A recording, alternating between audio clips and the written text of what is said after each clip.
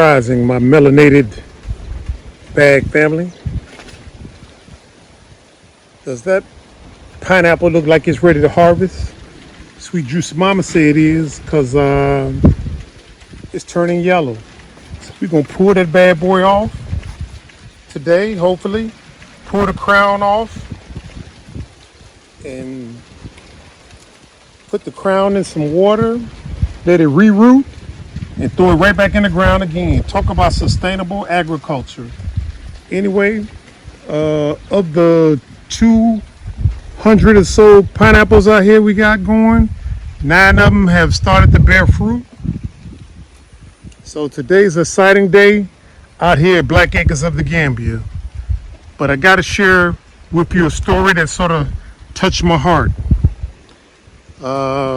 We have a worker out here who has a son who went back way. And just think about that for a minute now, you know.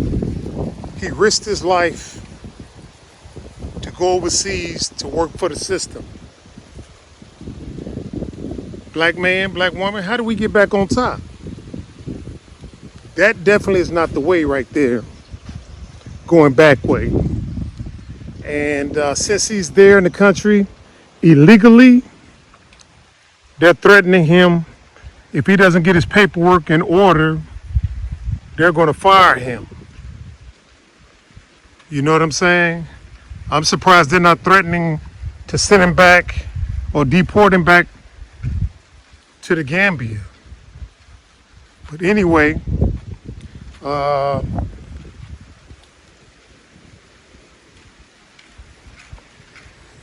it really hits heavy on my heart when I think about the system, how it has us all jacked up. Continentals risking their life to go back way so they can send money back to their families, if they send money back to their families. And us in the diaspora, or specifically us in the U.S., our crowning achievements is to get their diplomas and then go work in their system. There's a book out there, I haven't read it yet, but I like the title. It's called Black Labor, White Wealth. And the name implies a lot. And when I think about myself, yeah, being brought up in the system, behind enemy lines. Yeah, I worked in the system, went to the military and did all that good stuff. Went to college, did that good stuff. But as far as black labor, white wealth works, I was out of that system at age 44, or year 2007. That's the last time I contributed black labor to white wealth, at age 44. I'm 60 years old now, so that's about what? 16 years later that I have not contributed to black labor, white wealth. And I'm happy to say that I totally left the system 8 years ago, 2016, and haven't looked back or regretted my decisions since. Yeah, it's a struggle over here and stuff, but it's a struggle there too, and I'd much rather struggle over here than there, as Sweet Juicy Mama says.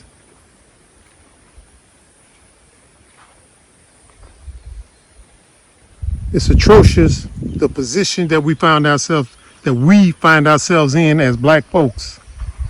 You know, wanting to separate from the system, but having to work for them folks, as some people refer to it as.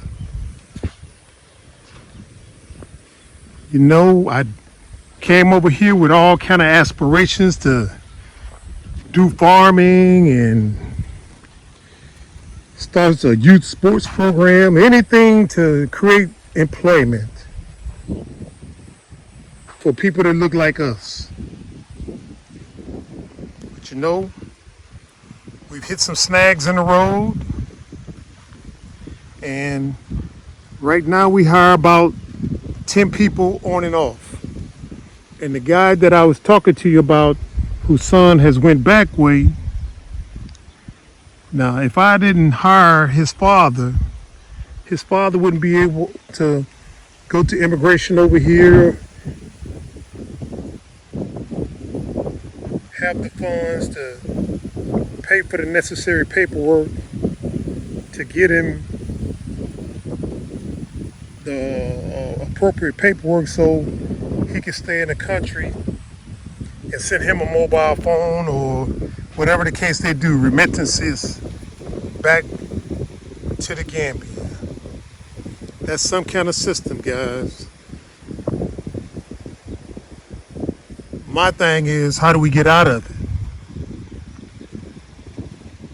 Everybody can tell you the problems, but not too many people can tell you about the solution. You know what I'm saying?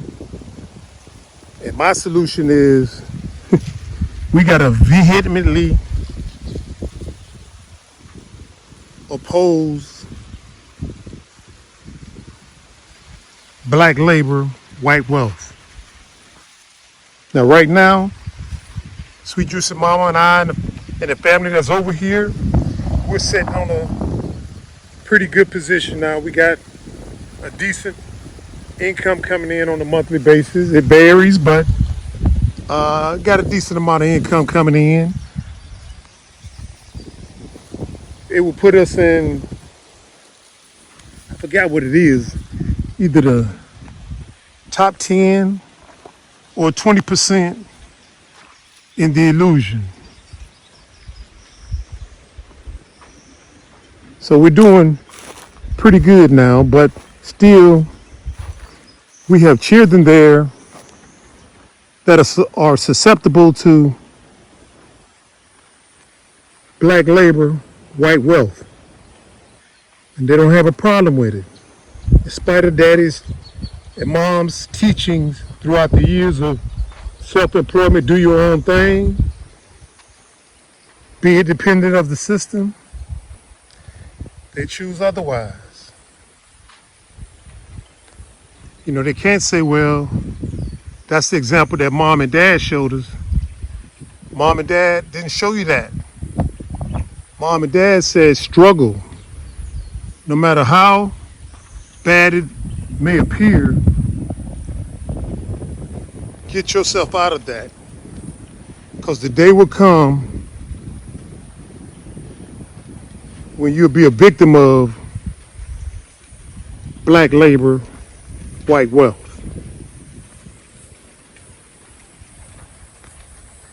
You know, I got a frown on my face because there's so many things that I want to say, but on their platform, you can be censored. And I do enjoy getting that message out there to you. So I'm not going to say what I like to say. You can read between the lines, or you can look at all the videos that we put out, maybe about 1,500 of them or 1,600, I don't lost count. We've said it in various videos. You got to do it. You got to do it. And right now, as great a position as we are here compared to the illusion, I wouldn't hesitate working for a black man over here. You understand what I'm saying?